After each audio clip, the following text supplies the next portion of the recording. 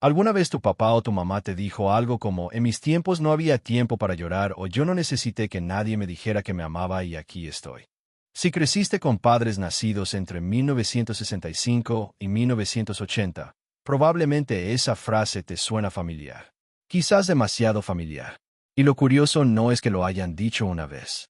Es que lo creyeron de verdad, con toda el alma. Hoy vamos a meternos dentro de la mente de esa generación.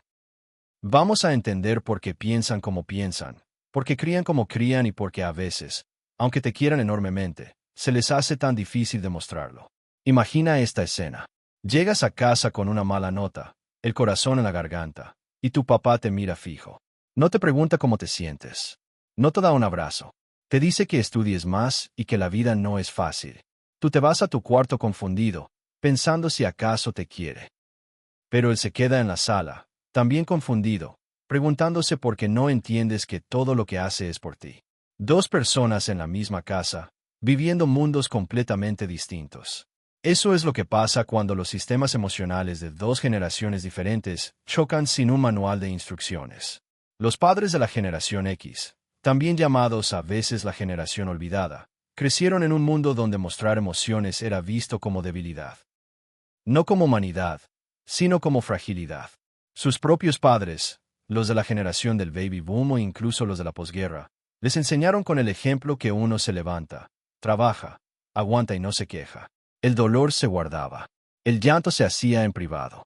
Y el amor se demostraba con hechos, con comida en la mesa, con ropa limpia, con un techo seguro. No con palabras. Nunca con palabras. Entonces crecieron así.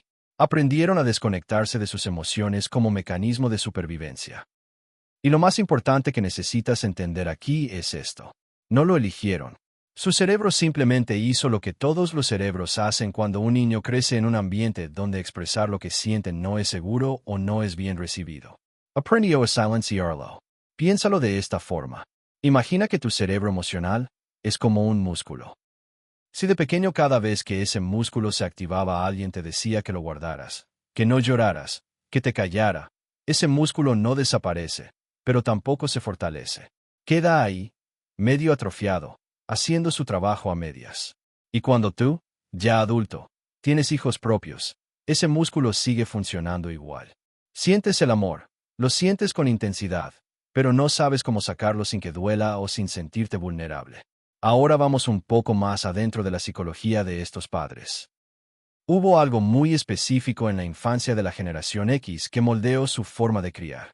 Muchos de ellos fueron los llamados niños llave. ¿Qué significa eso? Significa que llegaban del colegio, abrían la puerta de su casa solos, porque sus padres trabajaban, calentaban su propia comida, hacían sus tareas sin supervisión y básicamente se autogestionaban desde edades muy tempranas.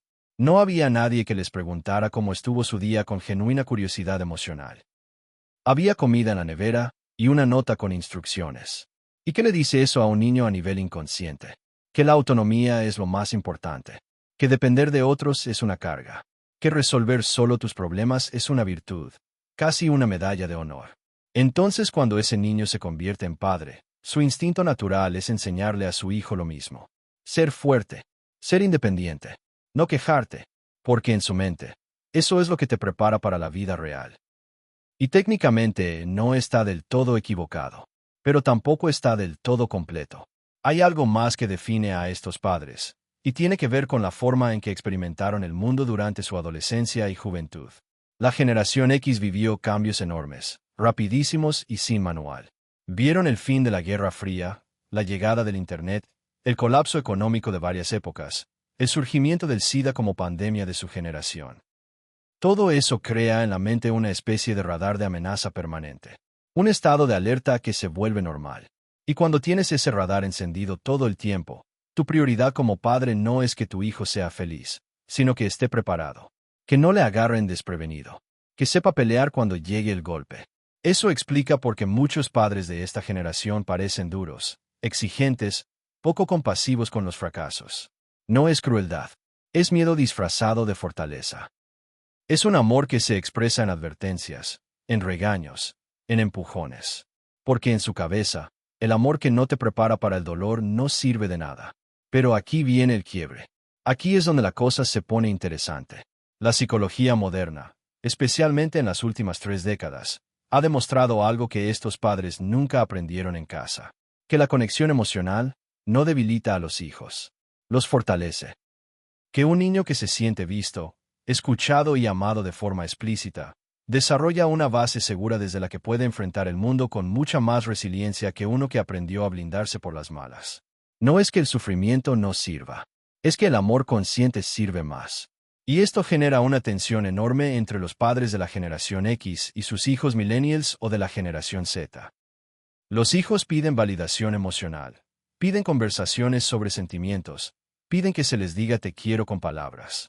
Y los padres los miran como si estuvieran hablando en otro idioma. No porque no quieran, sino porque nadie nunca les enseñó ese idioma. Entonces, ¿qué hacemos con todo esto? Si eres hijo de padres de la generación X, lo primero y más liberador que puedes hacer es resignificar lo que viviste. Eso no significa justificar el dolor. Significa entender su origen para que no te defina. Si tu papá nunca te dijo te quiero, probablemente nadie se lo dijo a él tampoco. No es excusa, pero sí es contexto. Y el contexto cambia todo. Lo segundo es dejar de esperar que cambien de la misma forma que tú cambiaste. Los cerebros adultos cambian, sí, pero el proceso es más lento y necesita motivación interna. No puedes forzar a tu papá a volverse emocionalmente disponible si él nunca aprendió que eso era posible ni necesario. Pero sí puedes tú acercarte de formas que sean cómodas para su lenguaje, porque el amor también se habla en el idioma del otro. Lo tercero, y esto es clave, es reconocer tus propias herencias emocionales. Si creciste con ese modelo, hay partes de ti que también lo replicaron. Quizás te cuesta pedir ayuda. Quizás te sientes incómodo cuando alguien te dice que te quiere. Quizás tiendes a demostrar amor con acciones pero no con palabras. Eso no te hace malo, te hace humano. Pero si lo identificas, puedes elegir conscientemente hacer algo diferente. Ahora, si eres padre o madre de la generación X y estás viendo esto, ya sea porque alguien te lo compartió o porque tú mismo lo encontraste, quiero que escuches esto. El hecho de que estés aquí viendo un video sobre psicología y comportamiento humano dice algo muy importante de ti. Dice que te importa. Y eso, en sí mismo, ya es un acto de amor enorme. No tienes que convertirte en otra persona. No tienes que ir a terapia mañana, aunque tampoco sería mala idea. Solo necesitas saber qué decirle a alguien que lo amas, que estás orgulloso de él, que lo ves. No te quita autoridad. Al contrario, te la da, porque te hace humano. Y un padre humano es mucho más inspirador que uno perfecto e inaccesible. Hay un dato de la psicología del apego que me parece fascinante traer aquí. Los estudios de John Bowlby y Mary Ainsworth, los grandes investigadores del apego, demostraron que los niños no necesitan padres perfectos. Necesitan padres suficientemente buenos. Eso significa padres que, aunque cometan errores, sean capaces de reconectarse, de pedir perdón, de estar presentes aunque sea imperfectamente. Esa pequeña diferencia, entre perfectos y suficientemente buenos, cambia toda la narrativa. Los padres de la generación X hicieron un trabajo enorme. Trabajaron sin parar. Se sacrificaron de formas que muchos hijos nunca van a ver. Construyeron estabilidad con sus manos en una época donde nada estaba garantizado. Eso no es poco. Eso es muchísimo. Solo que el mundo fue avanzando. La psicología fue aprendiendo y ahora sabemos que la estabilidad emocional es tan importante como el techo y la comida. Y eso no anula lo que hicieron. Simplemente lo amplía. La buena noticia es que el amor, aunque tarde, aunque llegue torpemente, aunque llegue con frases raras y abrazos incómodos, sigue siendo amor. Y el cerebro humano, a cualquier edad, sigue siendo capaz de sanar con él. Tu mente es un universo y entenderla es tu superpoder. Si este video te abrió los ojos, deja tu like y suscríbete. Nos vemos en el próximo viaje a tu cerebro.